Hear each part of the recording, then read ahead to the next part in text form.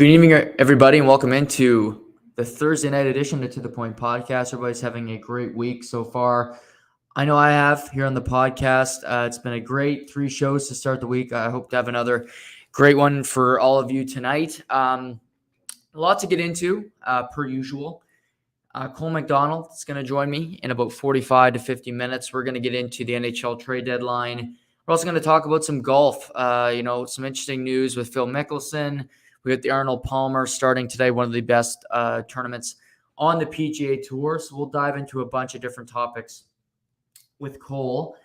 There's a lot happening in the world of sports. Obviously, I started yesterday talking about baseball and just, where that's going, the lockout, no games, fans, for the correct reasons, being a little pissed off. But I wanted to start today, and I had a couple different leads that I thought I was going to start with, but really what I want to start with is, and oddly enough, it's Rangers Blues from last night. And, it's probably a game not many of you watched. I like to sprinkle around. I'm fortunate enough that I have center ice. Well, I pay for it. So I guess I pay for center ice so I can watch any game I want. And I'm looking through that game. It's very interesting. The two teams are going at it. It's a highly contested game. I think the teams are eerily similar. But I get to the third period and you see the Rangers come back and win. And you're like, okay, they beat St. Louis. It's a one-off game in March. And that's true at some level. But I can't back off this. What I'm thinking is I'm watching the Rangers. They beat St. Louis last night, a good team. They just lost to Pittsburgh. It's a 1-0 game, highly contested. I think that'd be a really good series in the postseason. But I look and say, I love Artemi Panarin. I love Adam Fox. Ryan Strome's a very serviceable player. Chris Kreider's got 35 goals. Mika Zibanejad. But you can't help but think that they're missing something. They're missing another weapon. I mentioned the other day, I love Keandre Miller. I love Braden Schneider. Ryan Lindgren is an underrated, just a defenseman that nobody will ever brag about. But he's serviceable. He's tough. He gets the job done. But I still think up front, you're missing something. But you're looking at this team that made some changes. Got a new coach, Gerard Gallant. Traded for a guy like Ryan Reeves, who is really anti-NHL right now with the way the game's gone, with the fast, less physical, no physicality really, game that we see on a night-to-night basis. And I look and say, what could this team really use? What is necessary for this team to win a Stanley Cup this year, which I think they can do? To me, it's Patrick Kane. And I can't get off this thought because the New York Rangers, ladies and gentlemen, have $33 million in cap space. I realize I've referenced that a few times this week, but $33 million.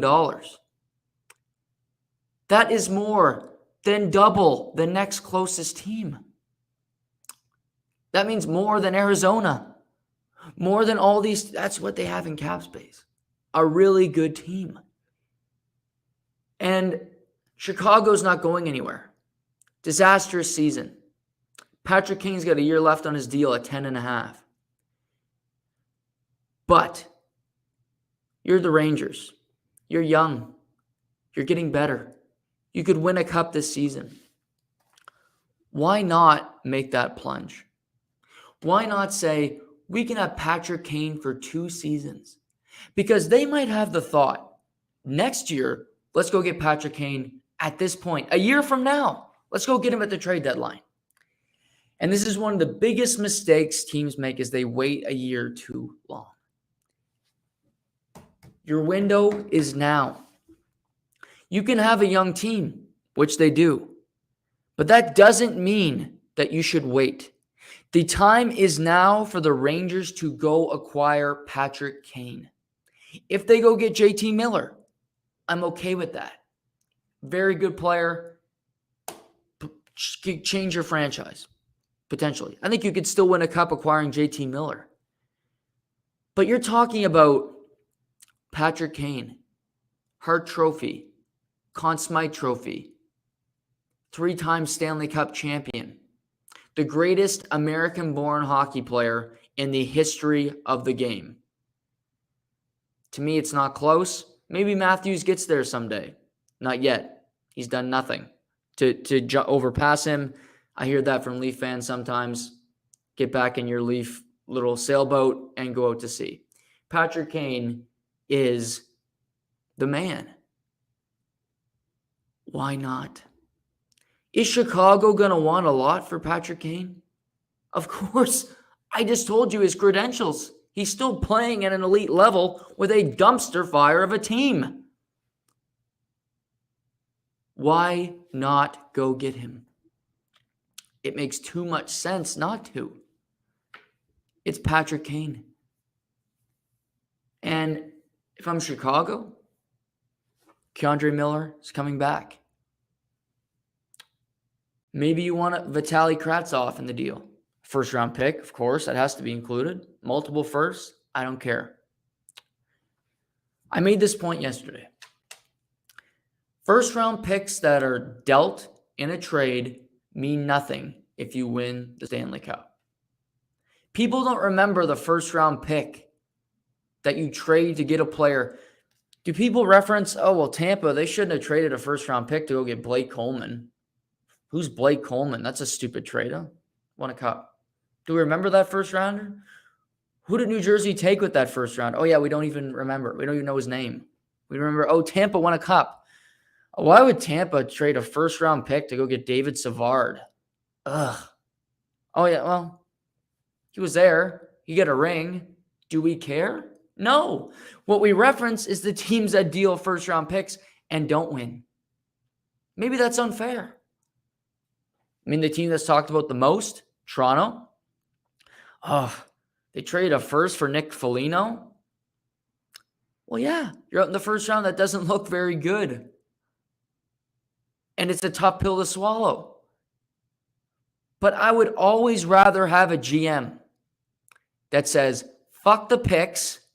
As the owner of the LA Rams, he wore a sweater at the Super Bowl parade that said F the picks, meaning draft picks. He's made one first-round pick since 2016. The Rams just won the Super Bowl. Picks are useless if you're hoping to win. Because unless you're drafting high, and even if you are, there's no guarantee that player's going to play or have an impact on your team. The Rangers, the first couple of years of Alexis Lafreniere's career, were not a playoff team. They weren't good. They were developing. Nico Heischer's been on New Jersey forever. They haven't been good since he's been there. Same with Jack Hughes. I could go through players. But to me, the New York Rangers have everything you'd want in a team. Superstar goaltender. Star players up front. I think Panarin's very good. I don't think he's a superstar, but I think he's very good. A superstar on the back end in Adam Fox with a plethora of really good defensemen alongside him. Smart head coach. What you're missing is that game breaker. The guy in the clutch moment where he said he can score a goal for us. We trust him late in the third, he can score a goal. Or we go into overtime, he can get the game winner. Patrick Kane's done it all in this league. He scored the Game 6 overtime winner to clinch Chicago's first Stanley Cup. Nobody in the Rangers can say that. Mika Zibanejad could reference scoring the World Junior golden goal against the Russians in a 1-0 game. That was like a decade ago. And that's a little different platform than NHL. Game is on the line. We need you to score a goal. You need certain guys. You need a game breaker. And I also think acquiring Patrick Kane is sending the ultimate message to your team. We can win it now. Because maybe the players likely believe, but if you get that shove in the ass, you get that candlestick to the rear end with a guy like Patrick Kane coming in the door, There's no, okay, I think, do they believe in us? Do they not? It's, holy shit, they just went and got Patrick Kane. We might win the Stanley Cup. Chris Drury thinks we can win a Stanley Cup. We can win a Stanley Cup this year. It changes the conversation. The New York Rangers are really good. Really good. But they're in a tough division. They're in a tough conference. It's going to be extremely difficult for anyone in the East to get out of there. The Carolina Hurricanes are very good. Toronto Maple Leafs are a good team, despite last night's effort. Florida's very good. Tampa, Pittsburgh, Boston's not bad. Washington, I have no faith in. But you go through that list, 6 of those 8, I feel very confident about that they're going to be a tough out. You need to be locked and loaded. You need to have the best possible team because you're going to run into different teams that provide different challenges. It's different. You got to play Toronto than playing, say, Carolina. They play very different styles. They play different systems. You need to be prepared for all of it. Patrick Kane's played all of it. He's been through wars with the Kings. He went through those battles, got through it.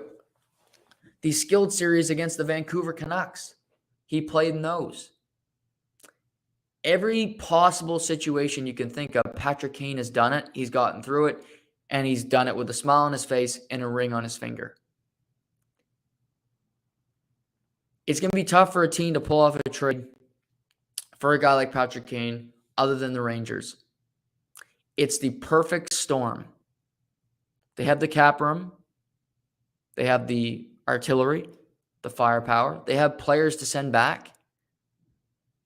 And they have a good enough team that if you have to trade a K'Andre Miller, you have to trade a Braden Schneider in order to acquire Patrick Kane, you'll be good enough to survive it.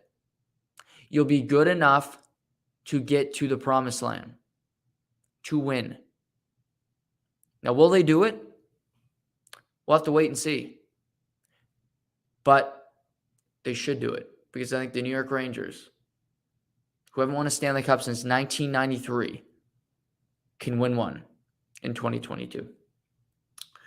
We'll wait and see on that. Today's poll question: who's most likely to be traded at this year's trade deadline? There's 3 options.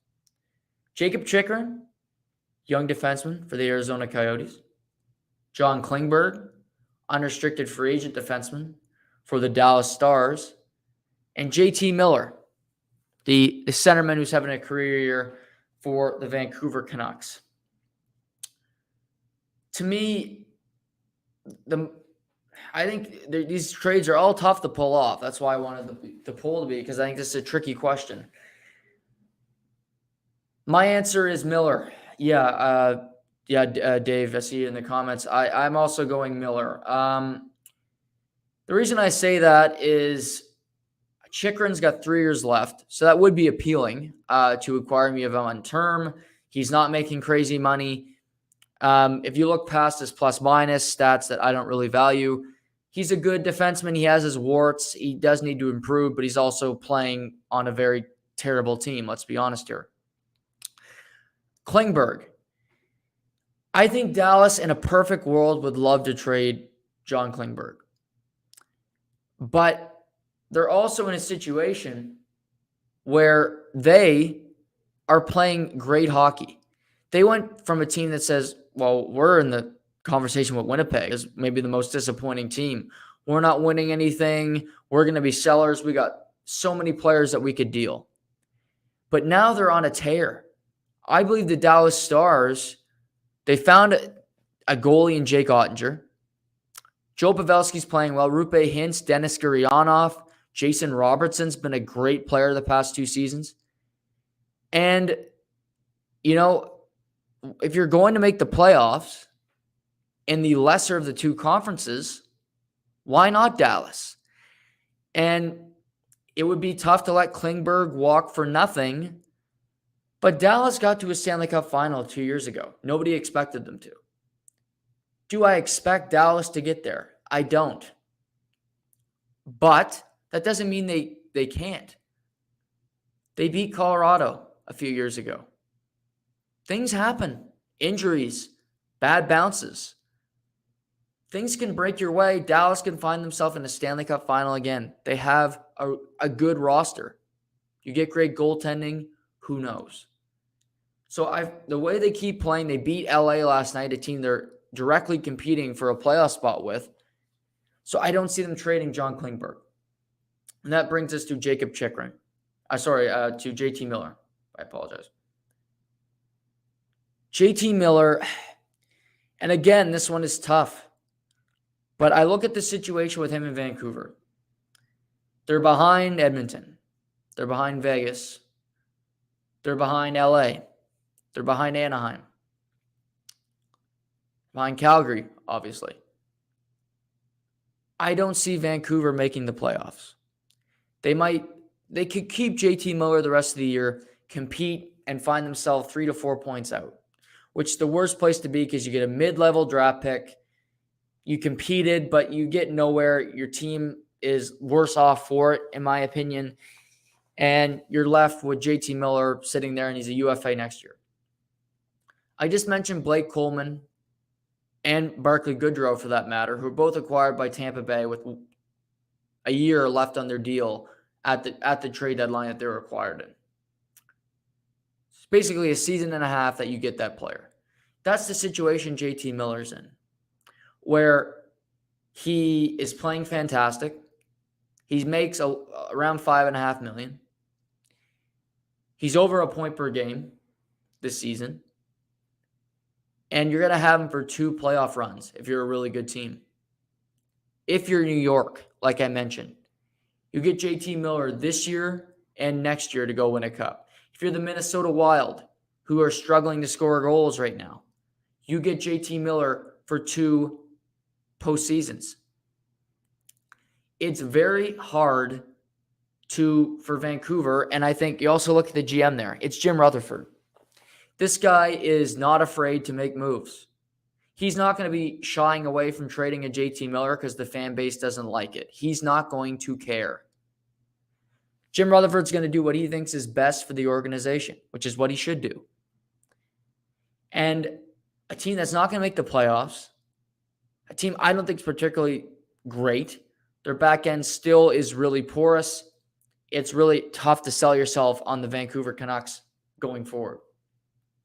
So, to me, you get all that you can for him right now. And maybe you trade him to a team where you can get a defenseman in return. And this is almost where I think GM should evolve. And GM should really say, well, we could get a first-round pick in the 2022 draft. That could be compelling.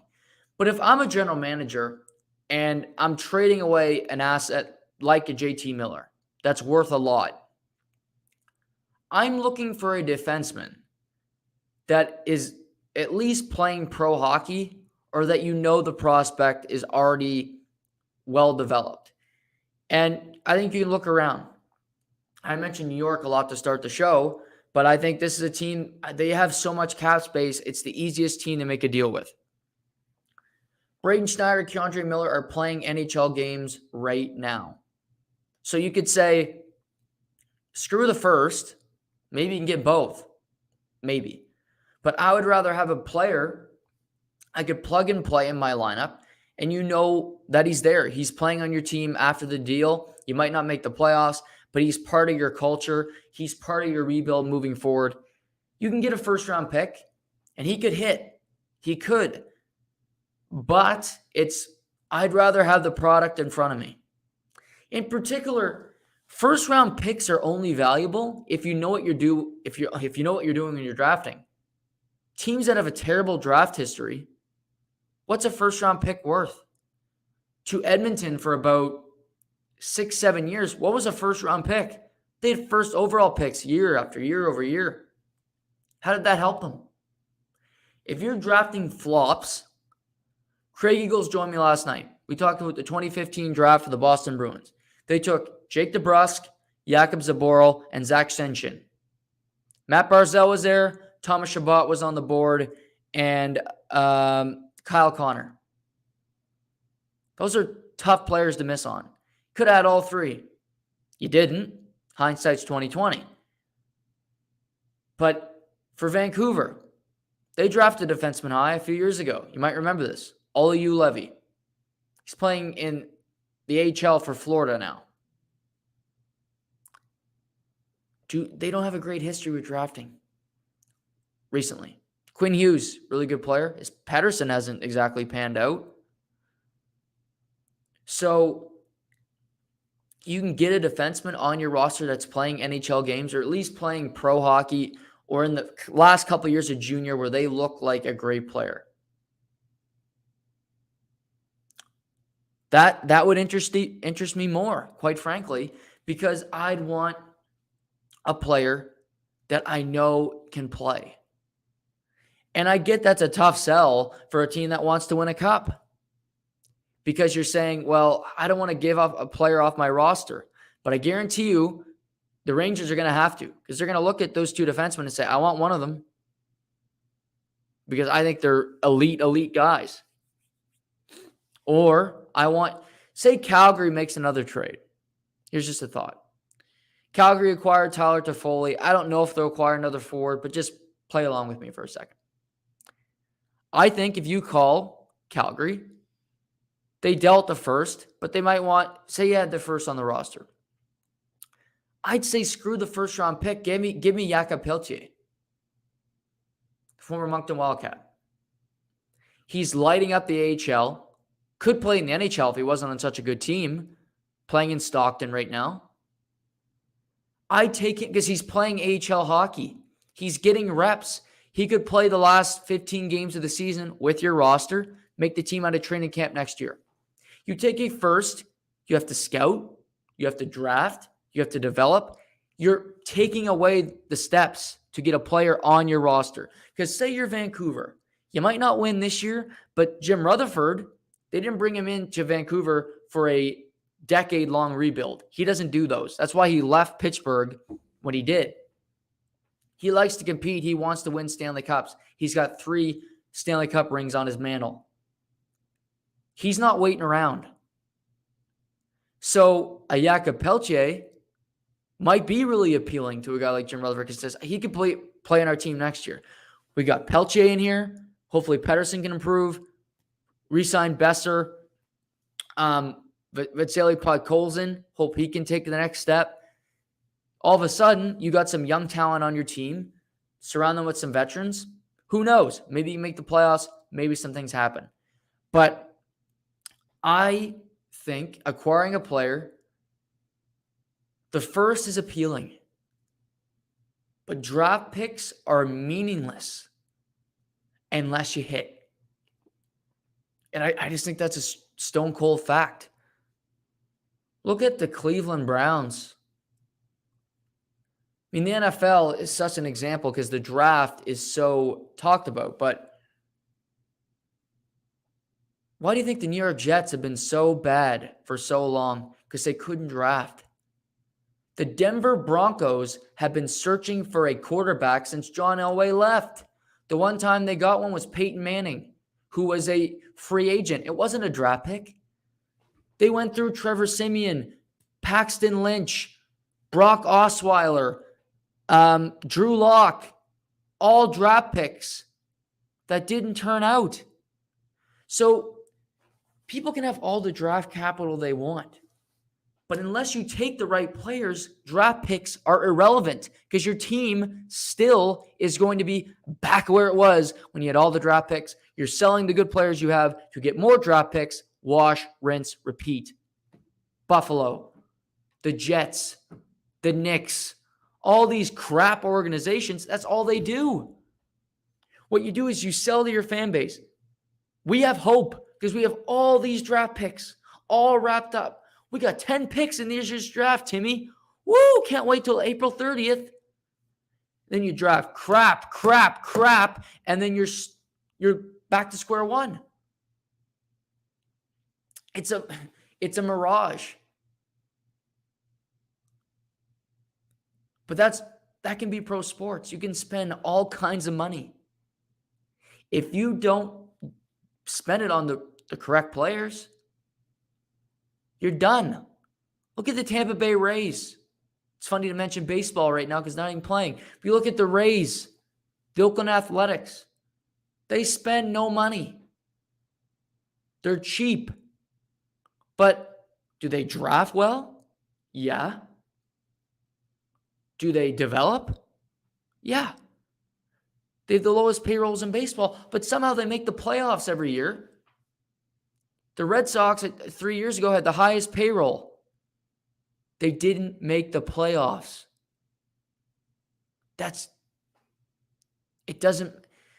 Draft picks and money are only valuable if you know what you're doing with them. And just look at different organizations. Like the Rangers, it's tough to trust them because you like Gerard Gallant. You like Chris Drury.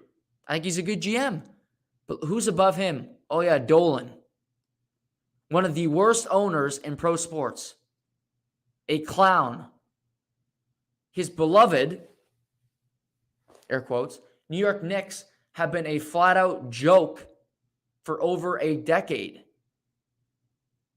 That's who's handling the finances. So when you really peel back the onion, you're like, uh-oh, we got Dolan. Or even you just look at organizations. You don't like what you see because you're like, oh God. Like Montreal fans, is Jeff Molson? I don't know if I really trust him. Do I really? They got a long leash, then they got a short leash. And you never seem like they know what's going on in Montreal. They never do. That's why they haven't won in quite a while. But again, to get back to it, I think JT Miller, I'll ask Cole this when he joins, but I think JT Miller will be moved.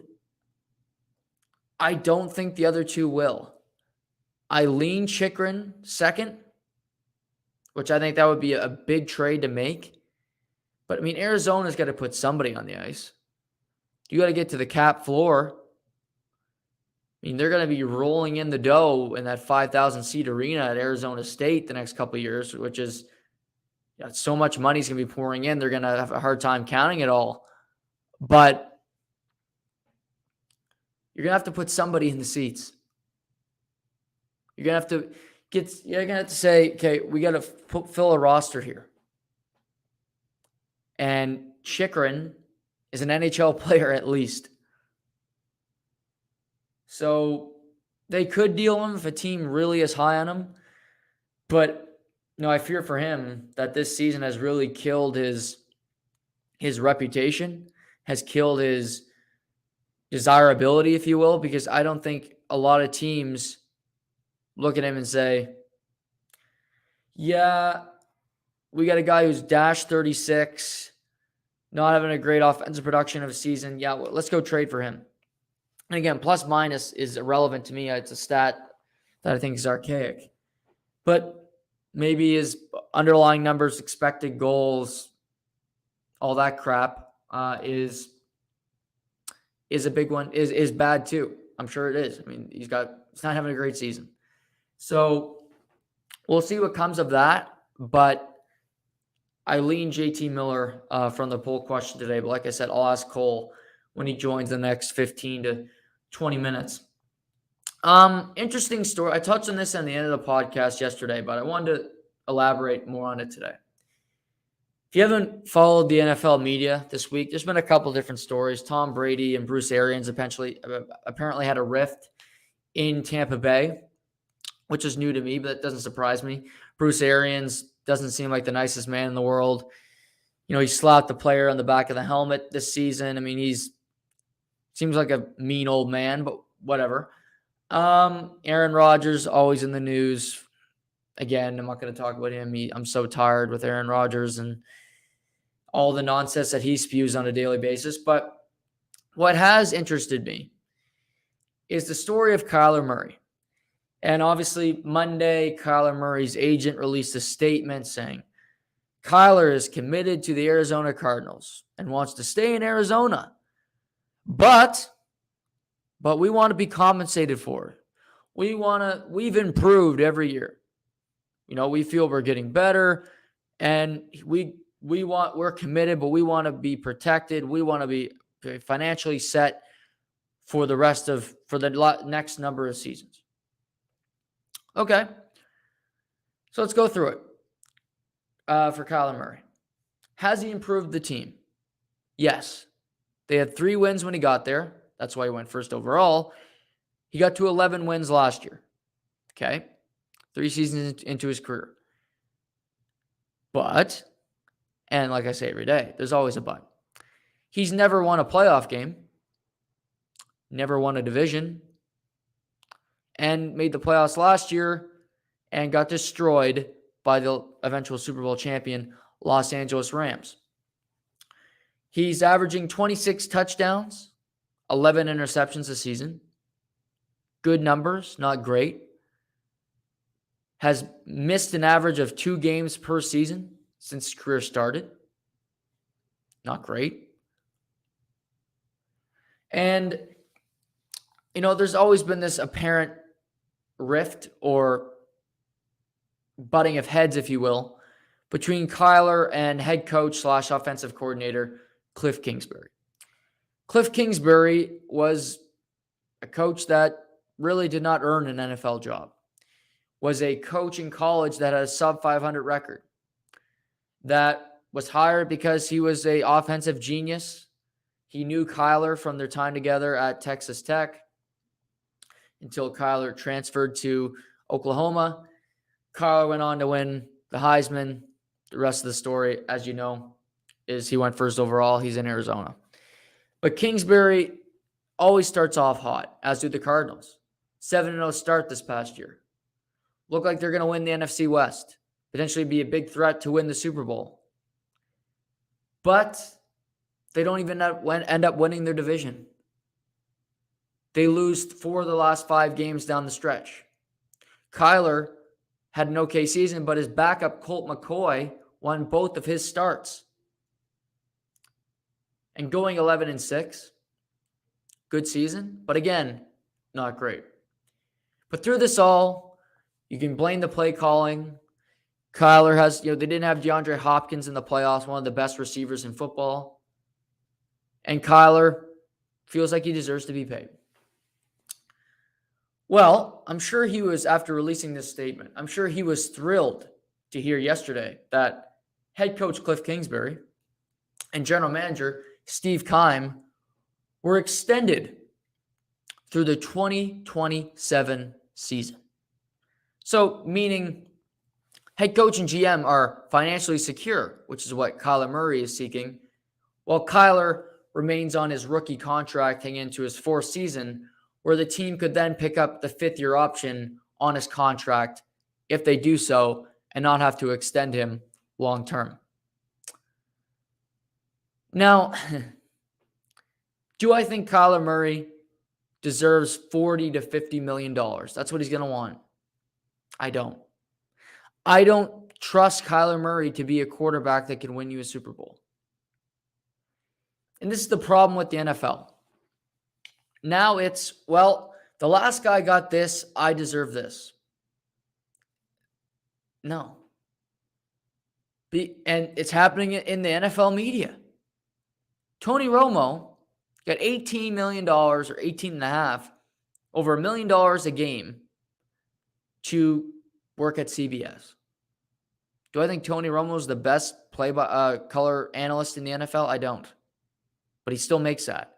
He's opened up the door for Troy Aikman, Al Michaels, Joe Buck to get large raises for calling games. Guys like Patrick Mahomes, Josh Allen have raised the mantle, have raised the salary for guys that are not as good as them to get bucket loads of money to play quarterback.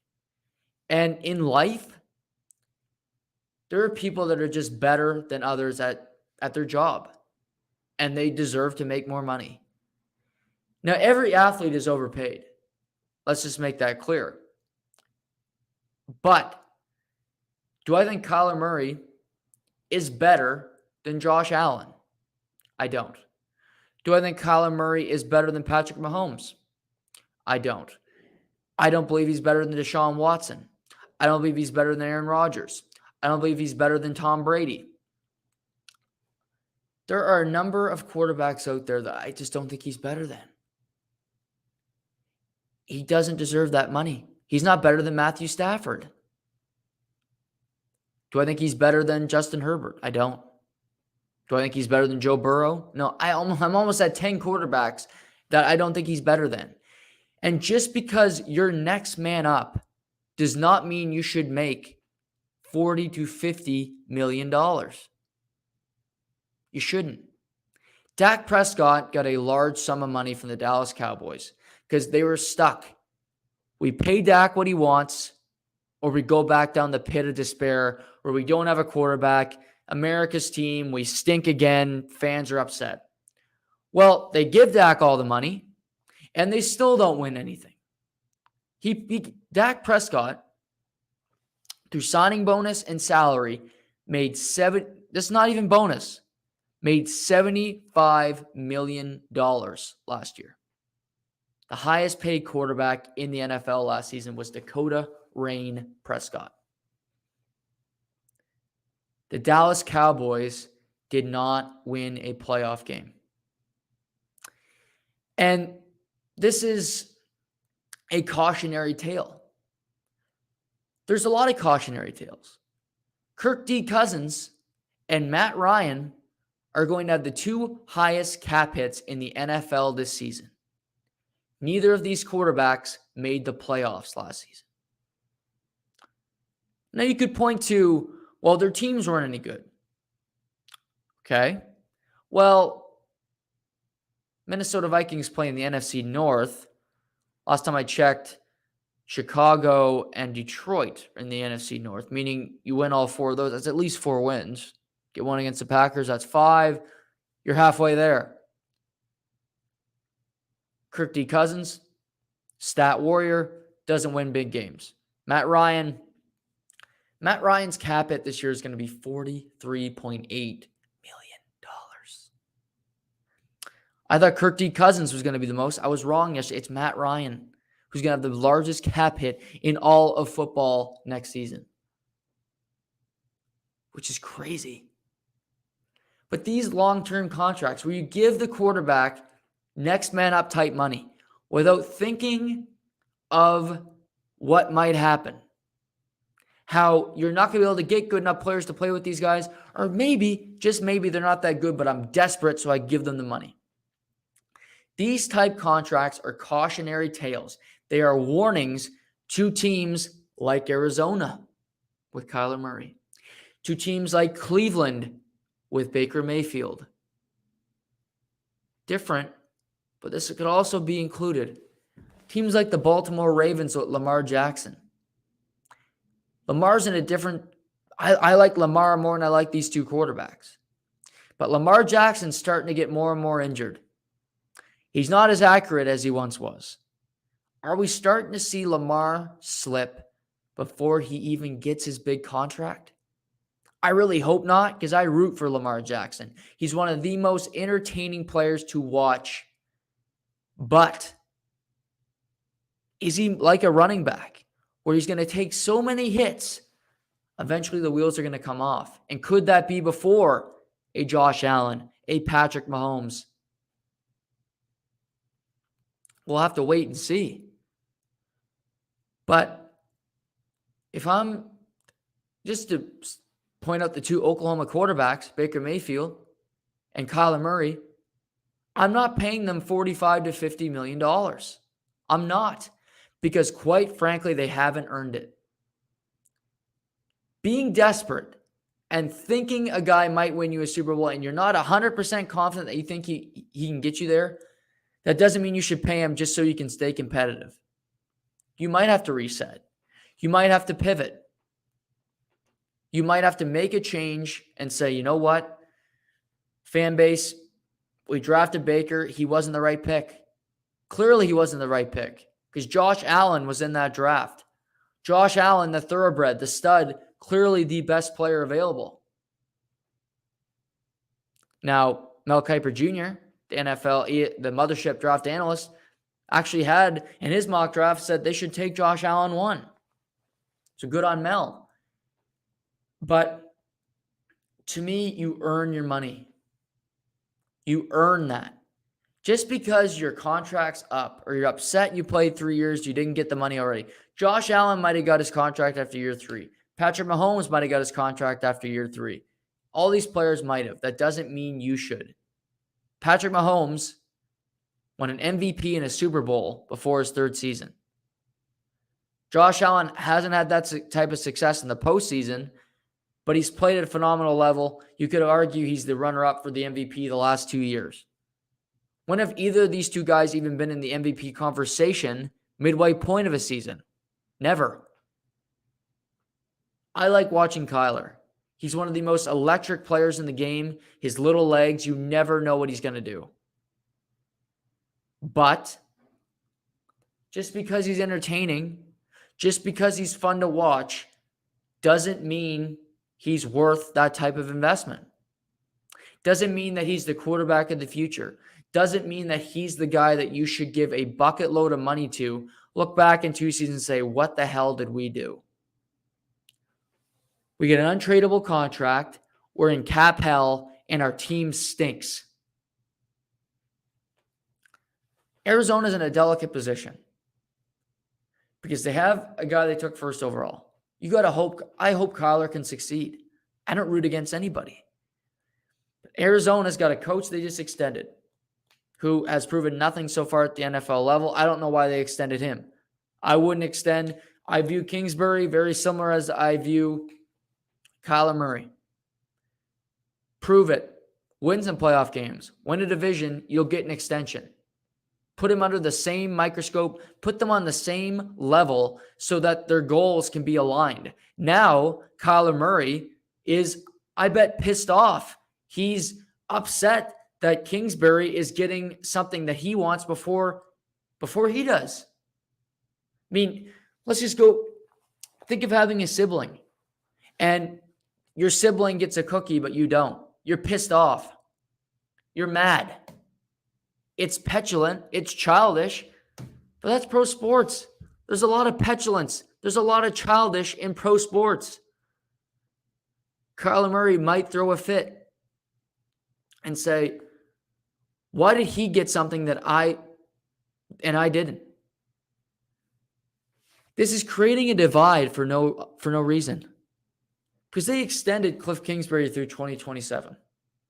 That doesn't mean anything. The NFL prints money. He could go 6-11 next year and get fired. He get paid out the last 4 years. He's coaching college next year. That could happen. But he doesn't deserve that. But neither does Kyler. And every year there's a draft. Every year there's player movement. Every year there's rumors. Arizona hosts the Super Bowl.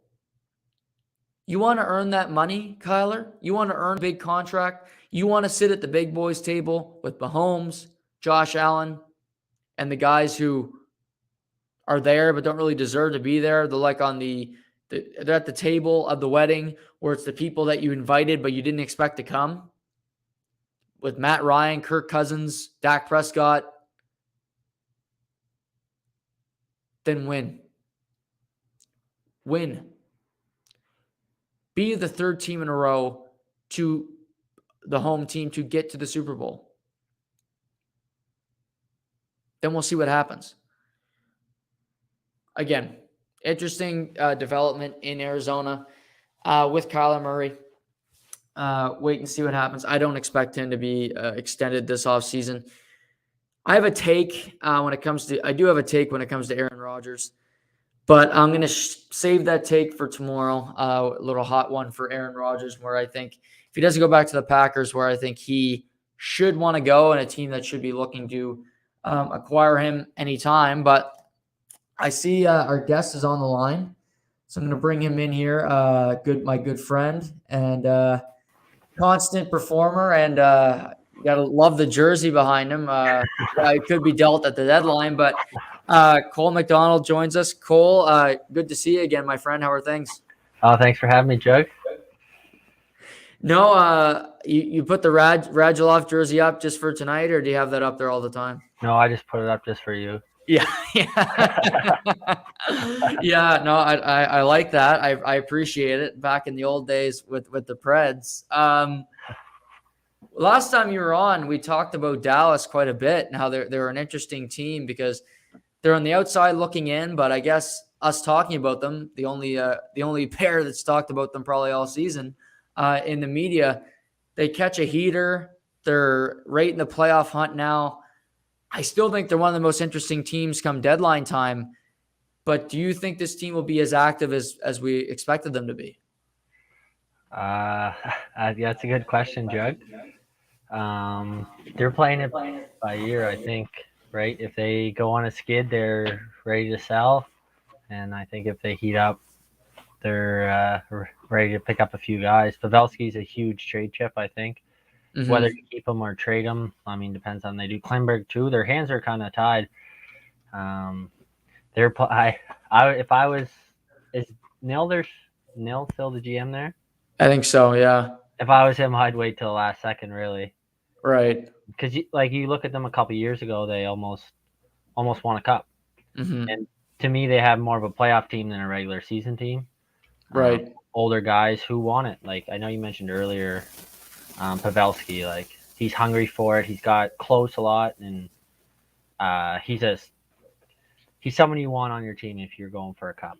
I think, and there's a lot of guys on Dallas that are looking for that cup, and there's not much time left for them. Yeah, and I think they could possibly bring Pavelski back. I think he would maybe want to return to Dallas because he's Yeah, not a guy that's moved around in his career. Obviously, I think family situation he'd want to probably stay there after being in San Jose for so long. But Klingberg is tough, and I'll bring in the whole question today. Most likely to be traded during the trade deadline period.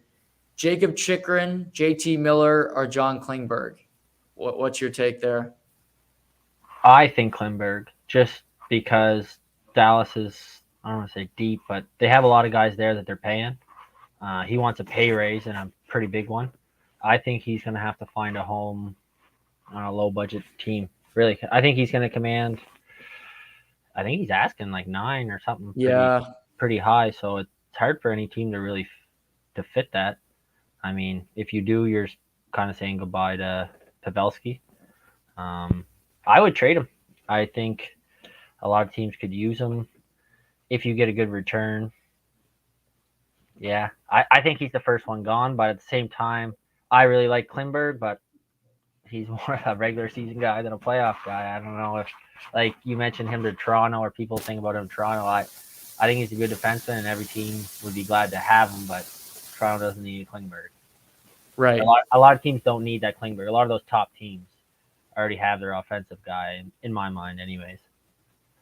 Yeah, I agree. And um, I wonder where he would go. I find that interesting because he's got a decent cap hit now, and looking forward for him. Is he like this summer's? Is he last year's Dougie Hamilton, where he goes to a bad team and he signs a huge ticket, and then that team is terrible again? I think so, and or Yeah. close to it. And I chose him because those other two guys, I don't think they have to move Miller. They can bring him back, and they can bring back Chikrin. Chikrin's a guy. If you get what you want, you take it, but you can Hmm. keep him too. He's a great defenseman. He's young. Yeah, I see a lot of similarities there this offseason. Klimberg, if he wants the money, he's gonna have to go to a shitty team. Yeah, I agree. For the deadline, is there a team that really jumps out to you that screams John Klingberg? Uh, Not really, but like I said earlier, he's not a guy I think of in a big playoff run. I think a lot of the teams, maybe Calgary, but a lot of the teams already have their offensive guy. Really, I mean, Mm, what's he gonna do in Colorado? I don't think he's a good fit in Colorado. Tampa, a lot of the Eastern teams, New York, they kind of have their guys, and I don't think he's high. That's a weird thing. I don't think he's high in a lot of people's books just because unless you like maybe Calgary, but unless you really need that offensive defenseman, I don't know. They're gonna want the moon for him too, rightfully so. He's a really good player. Yeah, I look at like I don't think I agree. I don't think New York would want him, and I'm sure Dallas would say, okay, in the deal, give us Keandre Miller, which I don't want to do. If I'm getting a rental, I'm not trading Keandre Miller for him. No, or not Lundberg anyway. No. Chikrin, okay, maybe yeah, sure, but not like you said a rental, I guess. Let me pitch you something I've been kind of floating the last couple of days. I look at, Chicago gets a new general manager, Kyle Davidson. He's been there for 12 years, but he's a new GM.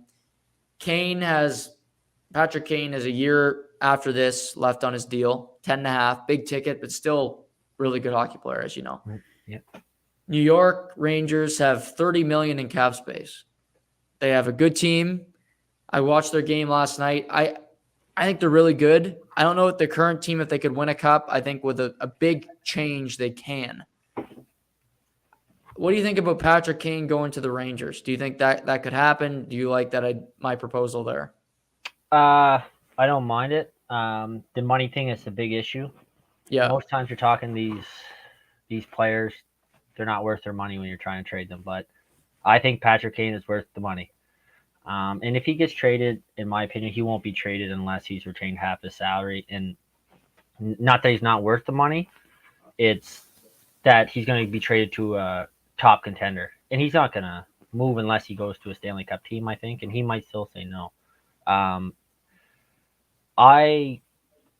It's possible, and you have all that money. But next year you have Fox jumping up 9.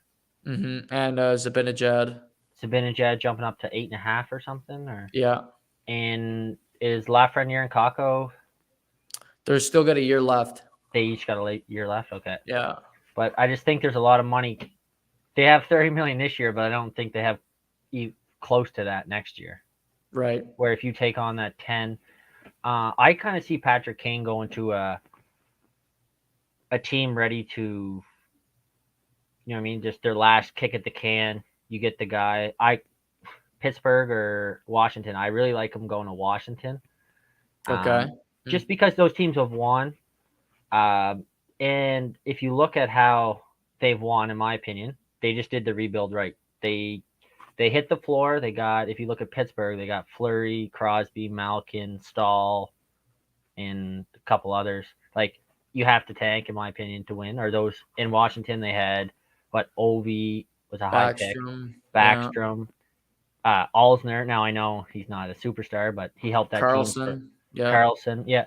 And all around that, 4-year or 5-year block. So these teams know, I think and they won, which is different.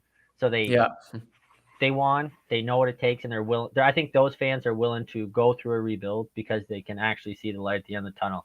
We just did it with Crosby, and I see him really fitting in well in Washington. You have to me, the best goal scorer in the game. You can argue Matthews, and that's fair. But Ovi's, if you have Patty Kane feeding Ovi the puck, I don't know. I love that. Yeah. And I don't know. I also have another guy going. I think Washington should go all in. Your guys are older. I don't see Ovi being a threat for 5 years. I do see him being a good player for 2 more years, 3 more years, maybe. Or that high caliber player, like the season he's having this year. Right. So why not throw everything for Patrick Kane and maybe one of his buddies on that team? Like, if you win, you win. You already won. And if you lose, start the rebuild.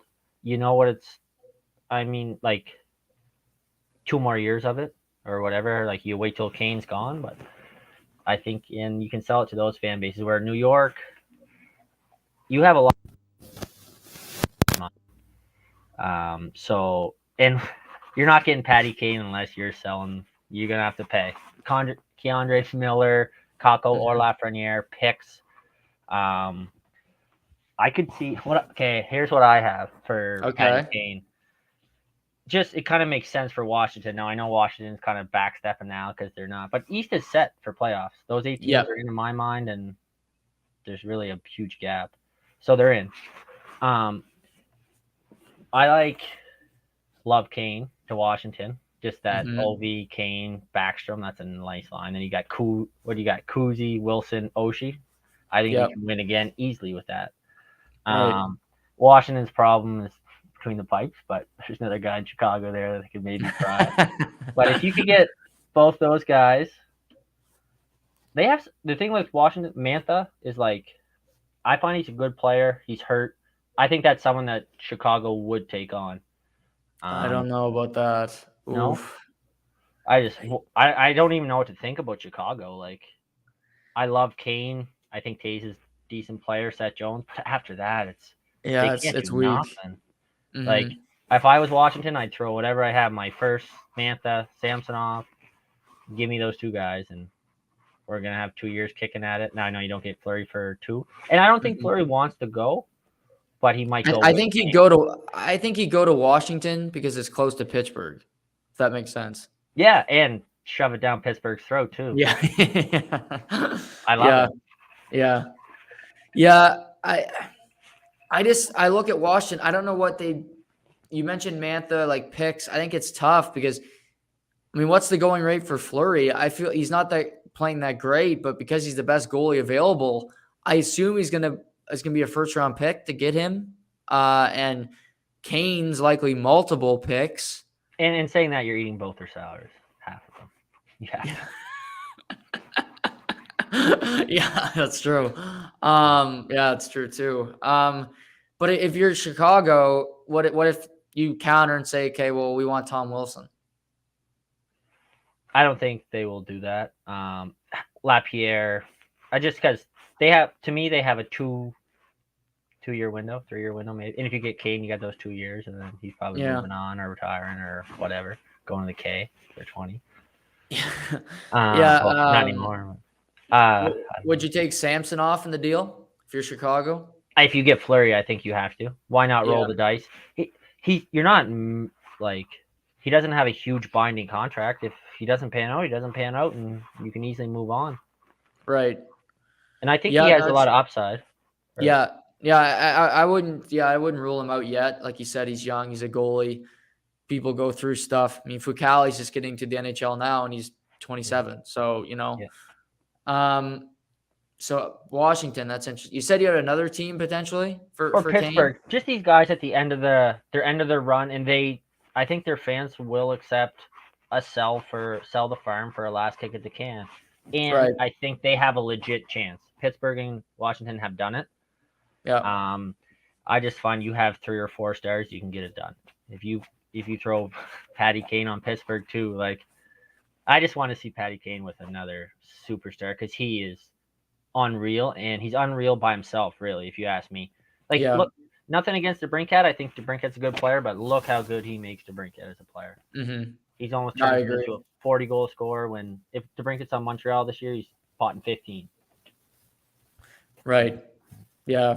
But you put him with Sid, Malkin, Ovi, these other old guys, like, and Who's Kane. Pittsburgh going to trade though to get Kane? They Yeah, got nobody. They got nobody. Yeah, I don't know. A couple buses. Yeah. The only nice thing about Kane is he's a great player, and it's not like a lot of times you see these guys traded, there's 5 or 6 years left, and it's like the Right. team's panicking, everyone's panicking. You're getting a good player, and he's only got 1 more year left, and he's worth his money. Like, next Yep. year, if you pay him 10, it's not like, oh shit. Well, he's fucking good. Yeah. No, absolutely. Say Fleury doesn't go to Washington. What about Minnesota for Marc-Andre Fleury? I like that. Any team who doesn't have a stud, I don't think you can win a cup without a stud. I think Binghamton isn't a stud, but that playoffs he turned into one. Right. I don't think Talbot gets the job done, and he's a good goalie, but I don't think he's a Stanley Cup goalie. Mm-hmm. I think that's going to be the difference of a lot of teams. You can go far, but you got to need 4 rounds of a solid, healthy goalie, like 21 games straight. You're not switching goalies. Fuck, that doesn't work. Or I haven't really seen it work. Maybe I'm wrong, but you need a gun starter franchise goalie to win a cup, in my mind. Yeah, I agree. Who do you like better, Mini or St. Louis? Their teams as of right now. Minnesota's playing really well, but uh, I I really like their team. But I just back to my other point. St. Louis got it done. They're deep. They're a playoff team. I feel bad for St. Louis because I feel like they almost have to battle to get in the playoffs. But once they're in, that's a nice, heavy, deep team.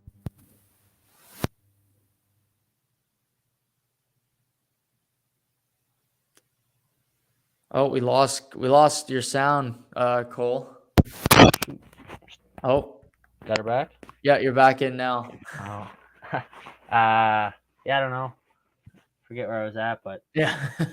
No, yeah, watching that St. Louis Ranger game last night, like St. Louis is good. Like Thomas, Barbashev, like O'Reilly, Perron. Like you said, they're built for the playoffs. Like they're they're deep. just tough bastards. Like they're heavy. And honestly, they might have a Bennington 2.0, but it might be Ville Husso. Because I think if the playoffs started today, he would get the start in game one over Bennington. Yep, I agree. Yeah, and Falk's quietly had a really good season as well. Justin Falk, he's kind of much maligned because they got him to replace Petrangelo, but he's had a really good season as well. So I wouldn't want to play St. Louis in the playoffs. No, they're very deep and they play the right way. And I really like Berube as well. Yeah, I think the players like him and they just play the right way. And 7-game series, that's kind of way you have to play. And it's a team you need a team like that, a big physical team. I think who can also skate and play. right. Who's the best team in the Western Conference? Colorado, I think. Yeah, I I wish Kemper would play a little better. At the start of the year, I thought they were number one in the whole league, but their goalie hurts them. I find this year, I thought Kemper would be a lot better. But everybody else just carries that team so far. But I don't really have anyone in the West as close to the East. Just not as deep. Colorado has a good team, but that goaltending scares me, and it's hard to win in playoffs without goaltending. yeah, and I think they're a small team. That kind of worries me about the playoffs. Like I look at their back end and even their forwards. Like they lost to Vegas because they kind of got outgunned, like outworked last year in the playoffs, and they're still a smallish team. I would like for them to get a little bit of size in their back end if they could, because Gerard, he struggled in the playoffs last year. He got outworked. He got out, and he just. I'd like to have a little more diversity on that back end when it comes to skill, but also have some size with it. Yeah, I love the McDermott pickup. I think they really needed that. Mm-hmm. They kind of remind me of Washington 10 years, when they'd win all the President's trophies, but just didn't really have the playoff team or just couldn't get it past it, I guess. But Right. great regular season. But Gerard, if you give Sammy Blais, I know he's in New York now, but you give Revo and Sammy Blais 7 games against Gerard. It's tough. Yeah, nice. Yeah, and now it's give Barbashev running at somebody that wild hooligan. I mean, he'll hit anything with a pulse. I mean, that guy. The whole St. Louis team will. That's Yeah, what I love. That's what I love about their team. Bertuzzo yeah. will Well, they even show know you in they got practice. the chief back there, and if they don't, he'll Yeah. put them in a goddamn headlock in the Or he'll intermission. lace him up himself. Right. Yeah, exactly. Is Calgary number 2 for you? Because they've certainly played well over the last month and change. Yeah, and what I like about Calgary is Markstrom.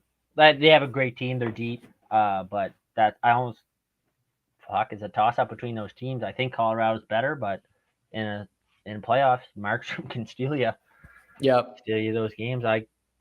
One of those two teams I think is going to come out, and Markstrom might do it himself. Calgary's going to put 2 or 3 in the net, and he can take care of the rest. Yeah, they're really looking good. I mean, Kachuk having a bounce back year, Gaudreau, Elias Lindholm, I think is the most important forward on that team. Just he keeps everything together. Obviously, they picked up to Foley from your Habs, who I think is already paying dividends there. And they have an old school back end. You look, you're like, okay, they got Zadorov, Goodbranson. Normally, you're like, oh god, the sabermetrics people hate their defense core because they're slow and old, but it's been really good. Like I watch Goodbranson, he looks like he's back in his old self. Like he's playing better now than he has in years. Yeah, and confidence. He's on a good team. Frankie, they got a lot of big boys there. He doesn't have to go out and fight every night with a broken Right. hand either, right? Yeah. You guys have Lucic, Sidorov, him, Richie. He doesn't. He can still play his game without having to chase people around, and really, I think that was his role for the last few years a lot, which took away from his other side of his game, and he's probably hurt more than he should have been, Yeah. or sitting out more than he should have been. I love that team, and you got another killer behind the bench too. He ain't letting them slack. Fuck that. Yeah. I'd be afraid to play for him. My God, That guy, you miss an assignment or something. That guy's just, he's just sitting there breathing with his mask half off, just ready to throw down. That's why you got two cops in LA though. Those guys are ready to roll. Yeah, exactly. Montreal's in there tonight. Your Habs feeling your Habs are starting to win games, which is not smart. We might pick up Patty Kane. What are you happy they're winning games, or what are your thoughts? I know you're a Tank guy. See, I know you can't be that thrilled. Yeah, I am a Tank guy. I'm happy they're winning games, but at least they had a little cushion there. They won 5 in a row, and they're still almost in last place. Yeah. I think you just give them the old. Who is that GM when they had Horacek? Leafs brought in Horacek. Oh, Nonis. I just think I love that they're because you don't want people to quit or want out. But I think you just tie his St. Louis hands. You trade everyone away. You trade Allen. You trade Sherratt, Lacken, and Paquette. You make them play with AHL guys. And if they have good spirits, I don't think they have a really ideally, if I had it my way, they lose every game for the rest of the year 5-4. And they compete, and they're not totally demoralized. Right now, it seems like they're having a great time again. Too bad this wasn't 4 months ago. But, I would tie his hands with just trading everyone away. Go ahead. You can't tell your coach to stop or your team to tank because that's Bush, and they're going to want out. No players is going to tank, and you don't want a player that wants to tank. But I think you just trade everyone. You set down Price. You trade Allen, and I like Allen, but I just think you don't give him an opportunity to win with trying to keep morale up, I guess. Yeah, or you just don't play him the rest of the year. Keep him on LTIR. Say rehab. Yeah, sure. Yeah. Sure, yeah. Would you trade Josh Anderson? Nope. I mean, for the right price, but I don't think you're going to get I don't think you're going to get what he's worth, in my opinion. Especially to Montreal, they got so many small. We needed him for so long. We have him for a fair deal, and I wouldn't trade him. Hell no. Yeah, he's finally starting to play well again. Seems like he's rejuvenated. Hat trick the other night, had a couple goals against Toronto. He always scores in bunches. He can't just score one. He'll score 2 and then not score 1 for 4 or 5. But I wouldn't trade him either. I love him. Locks for Montreal to be traded. Sherratt for sure, right? I think so. Yep. Yeah. Gallagher. No, I don't think it's a lock. And who are locks? Who do you think are locks? Petrie? Nope. Anyone with term is not a lock in my opinion because Montreal really doesn't have Patty Kane. He's a star player and everybody wants him, but 1 year okay. But a lot of these guys have 4, 5, 3, 4 years. So no, I'm not taking these guys. And a lot of these teams can't. That's the thing. Summer, maybe they lose couple guys, but what team is going to want Gallagher that can add 6.5 to their book? I'll eat salary on a guy for 1 year or maybe 2, but I'm not eating Gallagher's salary for 5 or 6 more years. No, me either. You're going to be fired anyway by that time. Yeah. But I think to answer your question, I think Sherratt's guaranteed gone already to Toronto in my mind. Me too. What team could need him, want him more? I think Wideman is actually a really good pickup for a team and for a low price. Kulak, same thing, 5th round pick or whatever, but Perreault, Paquette, and I think Lacken is actually going to fetch a fair return. And I think it seems like a lot of teams want him. Yeah, he's kind of like he's a grinder. He'd be a bastard to play against because he's It- always in your face. He's buzzing around. I agree. I think they can get a third round pick, a prospect for Lehkonen for sure. He's a good little player. But yeah, you mentioned Toronto in that. I totally agree with you. I think the fact that Sherrod's not already on the team, Dubas get on the horn. But they lose to Buffalo last night. They kind of have this goalie controversy this week. Where the Leafs stack up for you in threats in the East to get to the Cup final? they're not a they're not a huge threat in my mind. They could be, but it's just the East is so stacked. They've never done it. Their goalie situation is great since I've been born. It's been no, it's been chaos for a while. Yeah. But they also destroy their goalies. Like Campbell wasn't. I like Jack Campbell, but he's not a Vezina winner. You held him up to here saying he's the best goalie in the league. Mm-hmm. Just just let him be. But that's what Toronto does to every single player. So that's what happens when you say he's the best goalie in the league, and then he doesn't stop the puck for a month. Oh, now he's the worst goalie. No, he's not the worst goalie in the league either. Yeah. I like Jack Campbell, but you got to get by Vasilevsky, Bobrovsky, and Knight, Freddie Anderson, who you had. Oops. Yeah. Shesterkin, there's a Yeah. lot of good goalies in the East.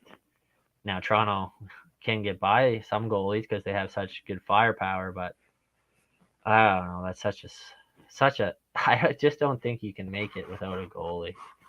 And I think Cole, just to the bigger point of your point, they always you mentioned they always kill their goalies. I totally agree. And they never improve their D core. Their defense core has been average to below average for 2 decades, and yet it's the goalie's fault. Yeah. Brian McCabe was their best defenseman for like 5-6 years. I love Caber, but I mean, come on, Caberlet, the soft European going to the Hockey Hall of Fame, if you ask most Leaf fans. I mean, Dermott, Sandin, Liljegren, Hall, they're all the same guy. They're a fifth, sixth defenseman. And the way their D currently sit, you're gonna have one of them play in your top four. You watched the game last night, Sandin can't handle it. He had a terrible game last night. He got run all over the ice. We're playing Buffalo. So I think half the problem is they never upgrade the defense core appropriately enough to get themselves in a position to win a Stanley Cup.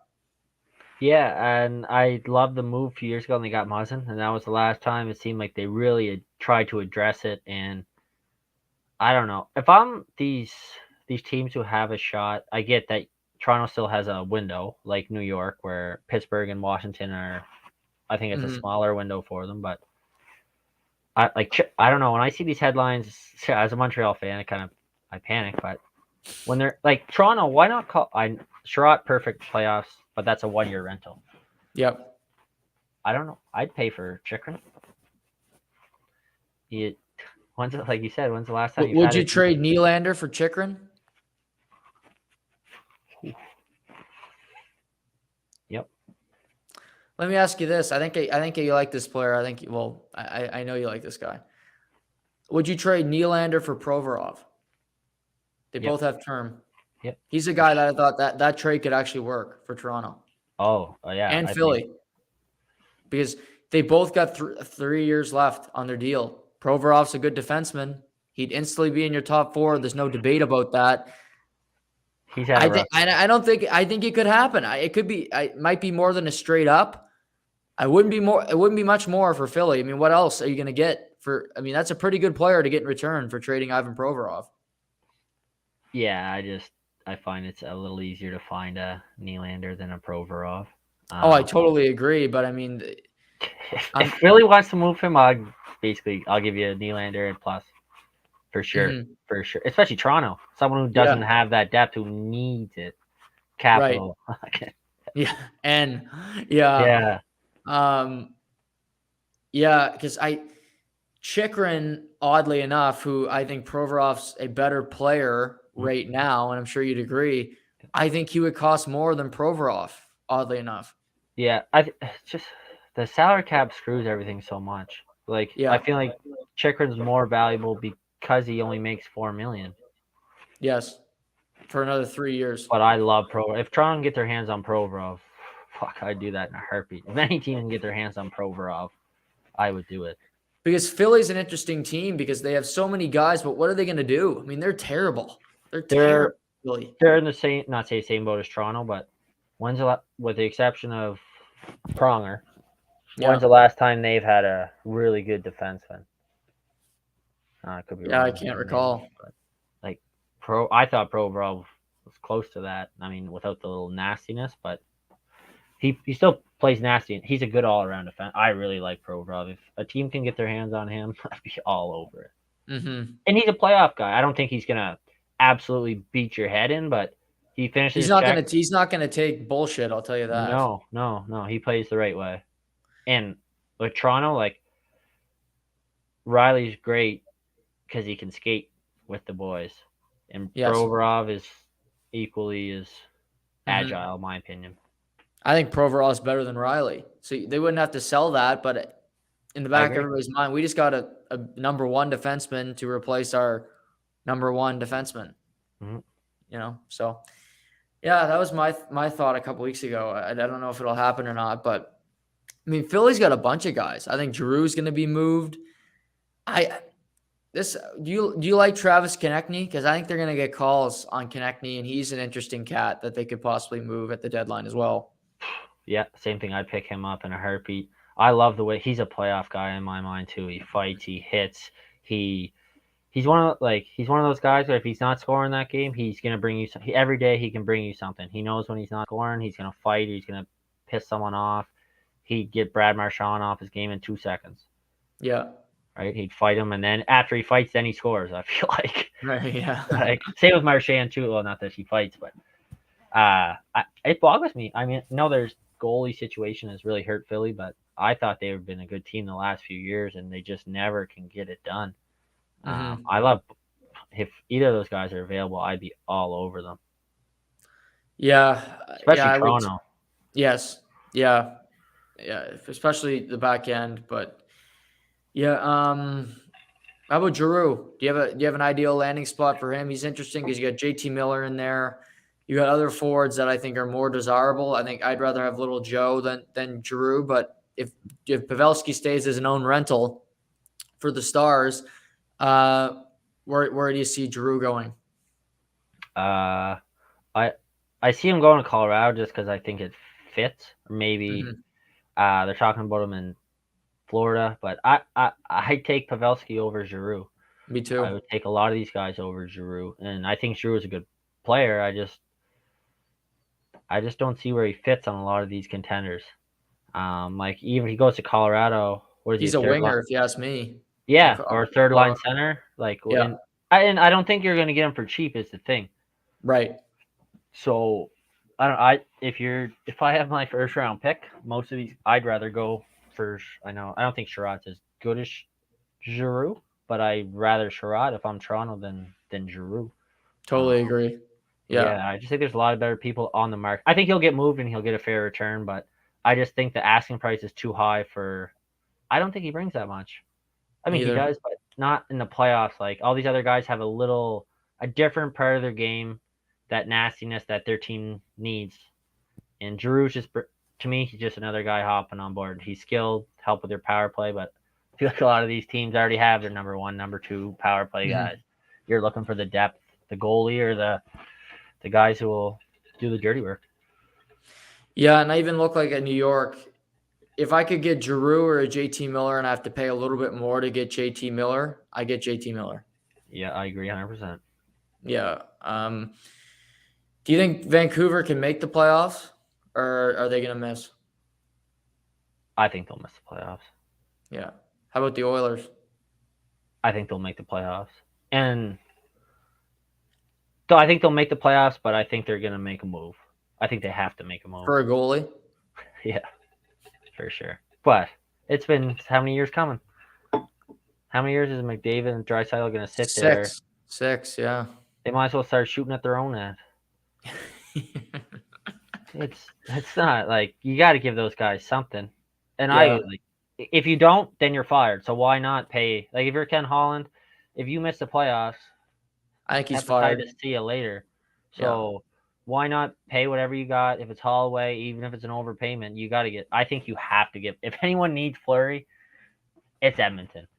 He might not go there, but I don't And know. if you're Edmonton and you get in, who knows? Because that Pacific Division is not very good. Like you could get Vegas in the first round, which maybe Vegas can find it come playoff time. They get people back, but I don't think it's a guarantee Vegas beats anybody. Like Calgary is good right now, but they're not a perennial good playoff team. You get in, who knows? Maybe you find something and your seasons, it doesn't matter what happened in January, February, March, because you made the playoffs, you went on a heater. Like Dallas did a few years ago, like Montreal did last year. And these guys have stars, absolute stars. At what point are they gonna be good? At what point? Do you know what I Yeah. mean? They have to try something here, and we all know what the problem is. Yeah. If Yeah. Draisaitl doesn't beat that reporter to death, like they need a goalie, Frank. Yeah. Old Jimmy Matheson. He just wants to hear Draisaitl say, yeah, okay, Jimmy's you gonna want me to say we need a goalie? Okay, we need a damn goalie. Jimmy's gonna pick up Fleury at the airport. Yeah. If they don't get Fleury, would you look to acquire Georgiev? Anyone. Yeah. I kind of earlier. I always kind of seen Allen a good fit there, just because they were cash strapped. He has a cup. He's not the answer, but I think he's helped for sure. Right. If they got Allen 3 months ago, maybe Yeah. Tippett's still there. Right. Yeah, I could see that because he's played on bad teams. Well, he played at Montreal earlier this year and they were bad, but at least he played hard. Yeah, Was and competitive. he kind of not say like Jack Campbell. I don't need the shutout. Stop. Mhm. You can let in 3 every night. That's fine. Yeah. We'll put up 4, Yeah. Yeah. but we can't have 7 go in. Right. We're not going to win that game. Yeah, no, interesting stuff. Lots to figure out down the stretch. Teams trade deadline on the horizon with lots of guys going to be moved. I wanted to ask you about. I know you're a baseball fan. How frustrated were you seeing that the lockouts continuing here? Yeah, it's frustrating for sure. Spring training. I mean, I'm willing to lose a little bit of spring training, but I think I'm gonna get more frustrated each day. Especially when it's a little easier when a lot of other sports are being played right now, so it's Right. not as much on the front. But hopefully they get it figured out soon. I don't get it. There's so much, in my opinion. There's a lot of money involved in baseball. Like everyone's getting good. Everyone's getting paid good besides the minor league guys, and it's nothing. I feel like freaking Scherzer would make more than every minor leaguer combined in North Mhm. America. Yeah. So there's money there for sure. I don't greedy owners. What do you think? Yeah, I definitely think greedy owners, and it's so tough because everybody at the collective bargaining agreement for the players are rich players. Garrett Yeah, Cole, Scherzer. I'm like, how about we just send Dominic Leone or the mid level reliever to the yeah, meeting because they're not making great money either. So no, send some minor league, send those guys that really don't make any money. And I think the biggest problem, Cole, is those, and then the service time. The young guys that are kept in the minor leagues longer than they should be just because of some salary cap and to keep you longer service time bullshit. That has to stop too because it's terrible for your game because bad franchises can at least you're going to show up to the park to see good players, and also players deserve to get to free agency sooner than they are right now. hmm but maybe a little more parity too. Maybe Scherzer doesn't need $50 million a year, and the minor Yeah. leaguers need more than $50 a week. Right. Like Yes. I'm sure they can share the wealth a little more, but like you said, if Scherzer's at the table doing the discussions, he ain't giving up his $45 million a year, No. right? He ain't fighting for the minor league guys making $100, $200 a week, or whatever the hell they're making. It ain't much. No, I mean he could sell his Rolls Royce and pay all their salaries, like you said. Like if he, but 3 pitches would pay his whole minor league salary for the year. Like, yeah, yeah, ridiculous. and yeah, greedy owners for sure because they always say, "Oh, we tried to get a deal done." Did you? The deal should have been done then if you tried that Yeah. hard. Like anyway, baseball. Um, I want to also get your take on some golf news, and I don't know if you heard this the other day on Overdrive, but Steve Sands of the Golf Channel was on, and NBC Sports. He was talking about Phil Mickelson. Obviously, Phil's in bit of a pickle right now, going through some bad PR. And he even said that he thought that Augusta, the Masters, might ask Phil not to show up this year and basically say, don't show up, say it's different stuff, but you're not invited because you have to be invited to play the Masters, even if you won there before, because of all his bad PR and all the sponsors dropping him, all of this.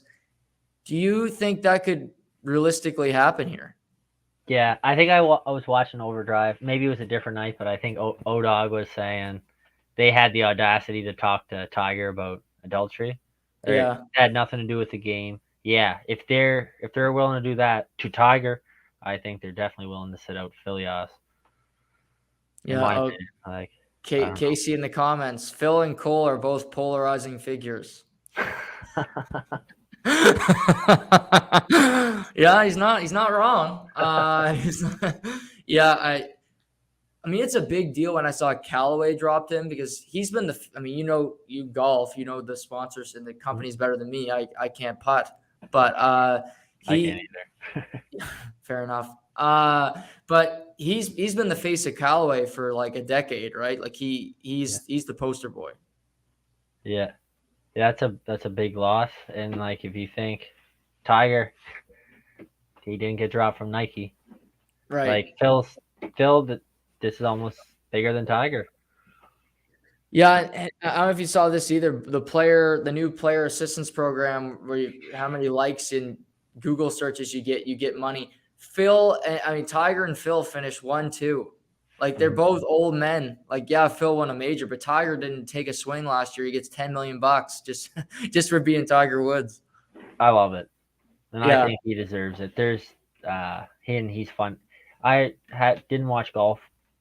I like golf, but I remember I didn't watch it when he come back. What did he win the U.S.?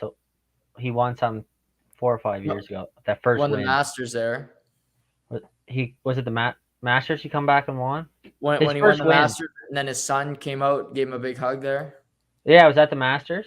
Yeah, Masters. Like, I watch golf here and there, but when he started to heat up that weekend, I was glued to the TV. He's Mhm. must see TV for everyone. I think he means more than anyone to the game. Maybe more to the game than any, like, he's the biggest. I don't know how to say it, but he's bigger than anyone in football. He's bigger than anyone in baseball. He means more to golf than anyone else means to their sport, I think. Yeah, I don't disagree. He's a larger than life figure for sure. And Mhm. yeah, And what he's done is just mhm. ridiculous. Yeah, in his play, I also think it's off the field. That's been overblown. I mean, I get it. He cheated on his wife, but a lot of people do that and they don't get, raked over the coals for committing adultery. I mean, it happens. Yeah, just But because the whole North America, the whole world thought Tiger was their uncle. right, Like, they're right. acted that way. Like, fuck, it's none of your business, but everyone has to have a Who say. who's your favorite player on tour right now? Now that Tiger's sidelined.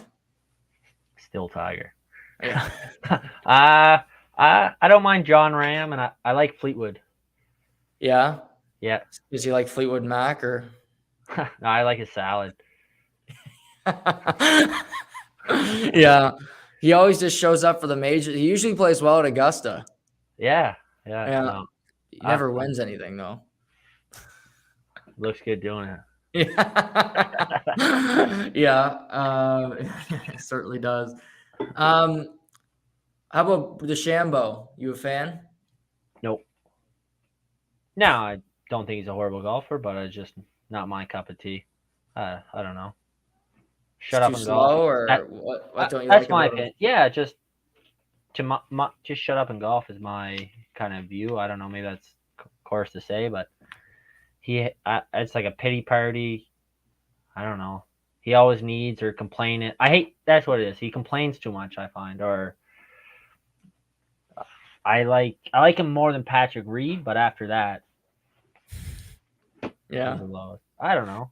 Just and he's great. Why can't you just ex- mow the ball down, shut up, and I don't know. That's what I love about Tiger. Like he would Yeah, say stuff to them to their face, or I don't know. Like he had this aura about him, but yeah, DeChambeau's pissing everyone off. Where I don't know, or has to say he always has. It's not your PGA. It's not. right. I don't know. I don't know. I Yeah, don't. whenever like he got the rules, guys, and that was really annoying because it would slow play down, and he'd start being like Justin Rose, where he takes 20 minutes to take a swing, and I'm just ready to lose it on the guy. But the way he plays, with the weights and the way he swings and everything, he hasn't played in over a month and a half. Like, do you think his body is going to start breaking down? Because you play golf, like is that sustainable? What he does, how how aggressive he plays, and just the type of golf that he plays. Uh, See, I play golf pretty loose, a little It's looser hard to than believe. yeah. But he also I know Tiger put in a lot of work. I think it was a lot mechanical, mental. But I think DeChambeau might take care of his body better than anyone in the PGA. I could be wrong, but it certainly seems that way. I just think he's so dedicated that he'll be all right. Right. Injuries and stuff, and he'll battle through them or get the proper. I think he's really invested in his health, or like I don't know if it was COVID. The first time COVID hit, he put on like 40 pounds or something like that in 4 months. Hmm. Or I Yeah. just, I actually think he is really dedicated and um, pays attention to his health and all that. So I think he'll be all right, uh, personally. And if he loses 20 pounds and he's still a big boy, you can hit the ball hard. Like I think he'll be all right. Yeah, and the thing is, I think the PGA Tour needs him because the best thing you can have is people love somebody and hate somebody in sports because that creates a debate. It creates a polarizing figure. And for better or for worse, DeChambeau is one of the biggest names on tour right now. He's a villain and he's good. That's what you need. Like a Matt villain or a Matt Cook is a villain, but Right. he's not a Matt Cook. He's a Marchand, right? He can Right. also bring it. He brings like he's in the running and you hate him, which is I agree with you. Hmm.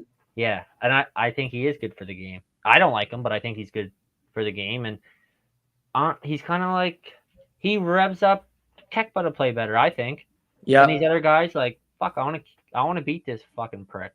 Yeah. Fucking nice hat.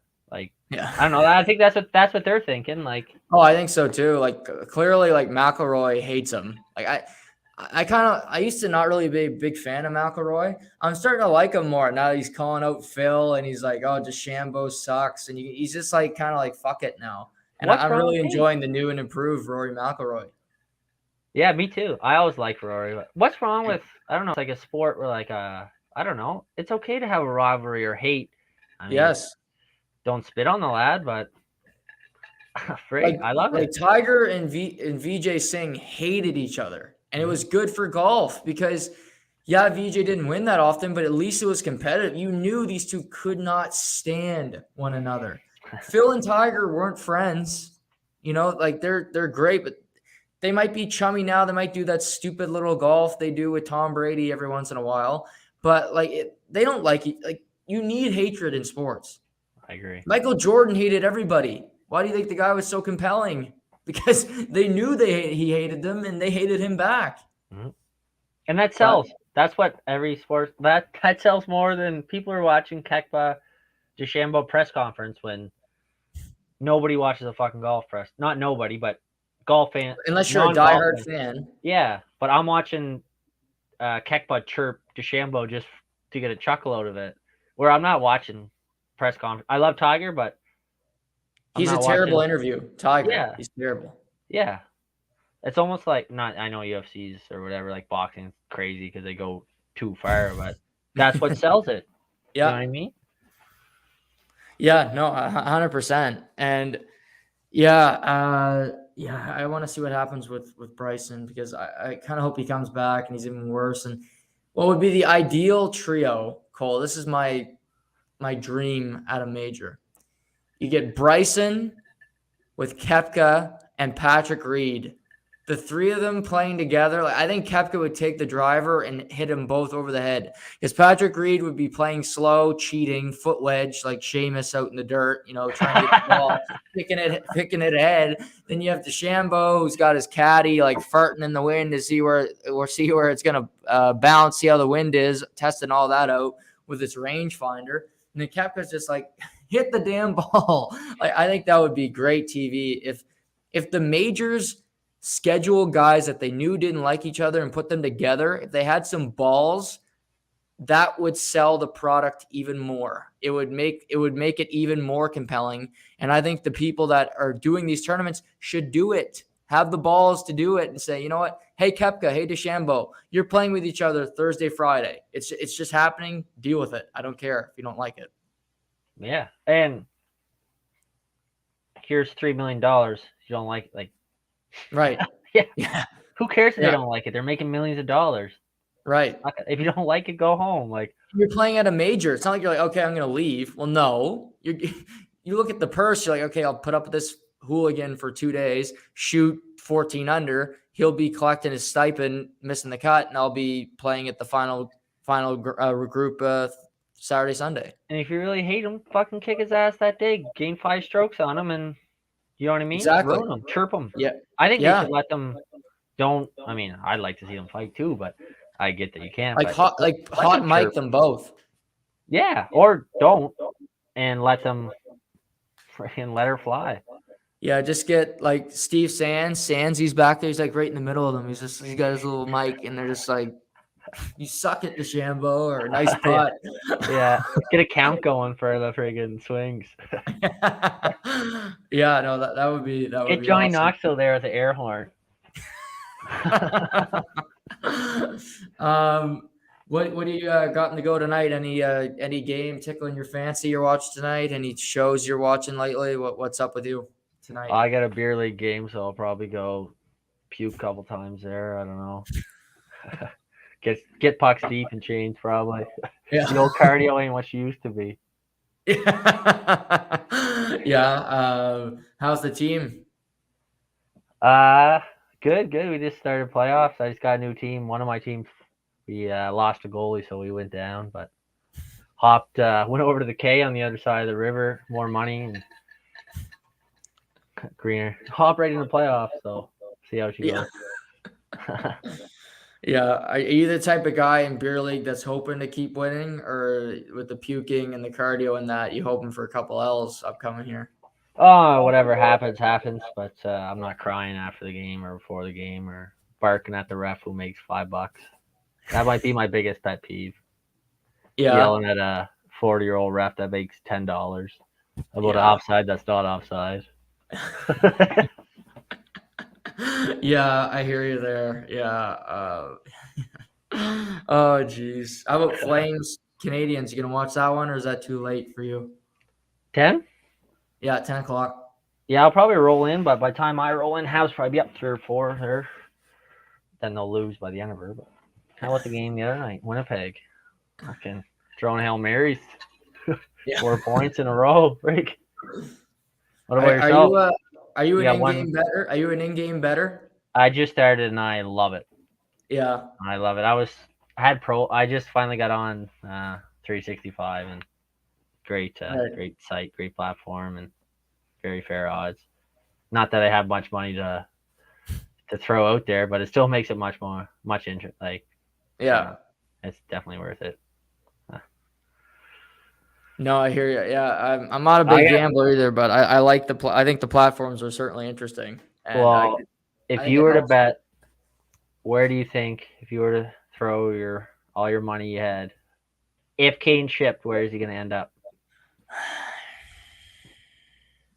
Rangers. Mm-hmm. Just because it's easiest to facilitate, or? Yeah, I just think it's the easiest one to pull off. I think they got the assets to do it, and I think he'd accept a trade there too.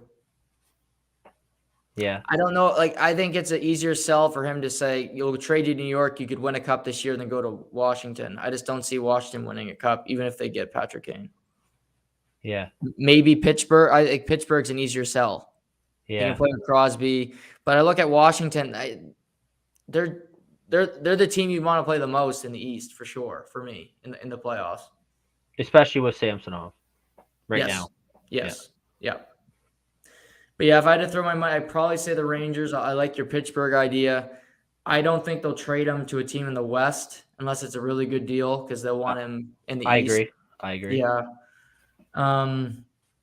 But Carolina's not going to do it. Florida can't do it. Tampa's not going to do it. I mean, Toronto might. It would make no sense, but they love doing that, not to get in defense, so they could do that.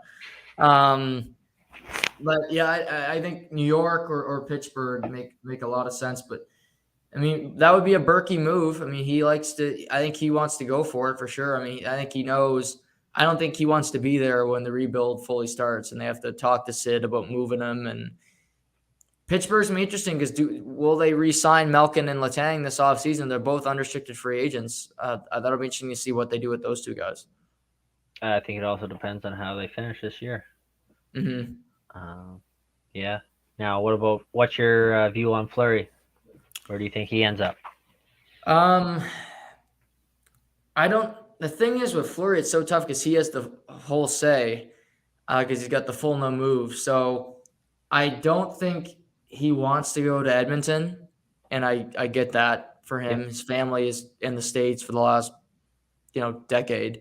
So I think Minnesota makes some sense. I don't know if they're looking at that, but honestly, Cole, I know they poo-pooed it, but if I'm Vegas, I'm making a call.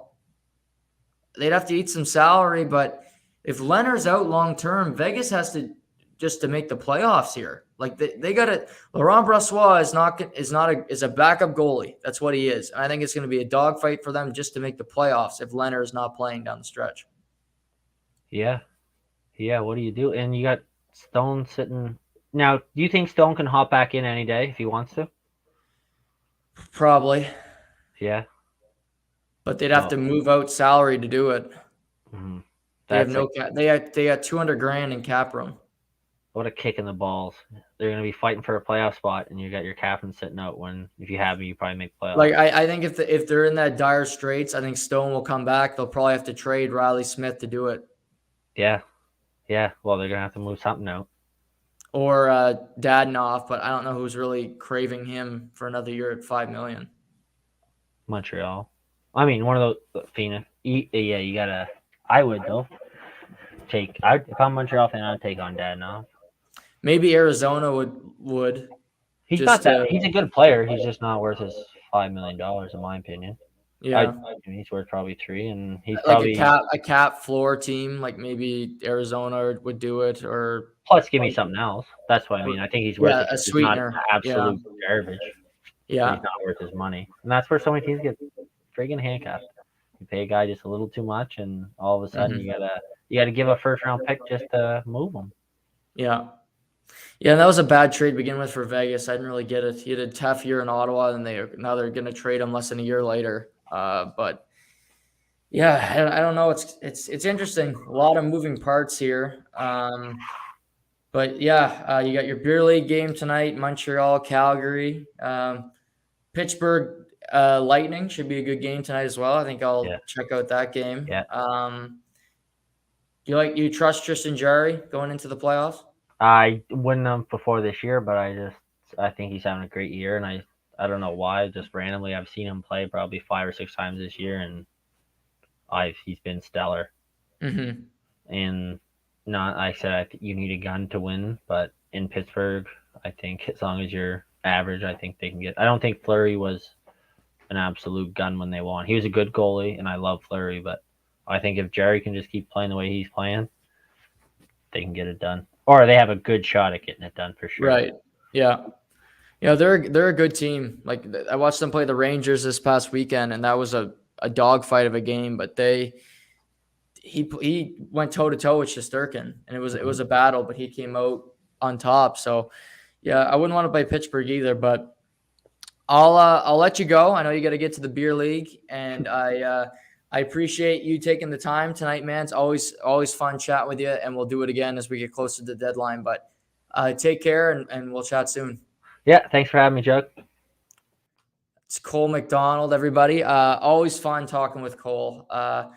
He threw some curveballs at me. The Pittsburgh, Washington. I did not see that. I think it's interesting. I didn't even think of Pittsburgh. But I agree with Cole. If I'm a Pittsburgh who is very much win now, their window is closing by the minute. Go get players. Don't think, well, we'll just go get a depth piece. No, try to win. Screw draft picks. Especially if you're a GM. Okay, you go through a rebuild. You might not be the GM running the rebuild because they might just get rid of you.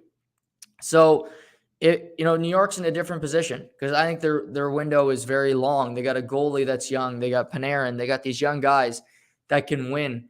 Pittsburgh's very finite. I think for a team like Toronto, their window's closing. They're not as good as they once were. I think, they had their team originally, they thought we could win 2 to 3 Stanley Cups. I think they'd kill for one right now. Dubas, his career the next couple weeks are really important because he's built a good team, but if they keep losing, eventually you can't fire all the players. Is he going to fire his buddy from Sault Ste. Marie? Maybe, but eventually it will be him.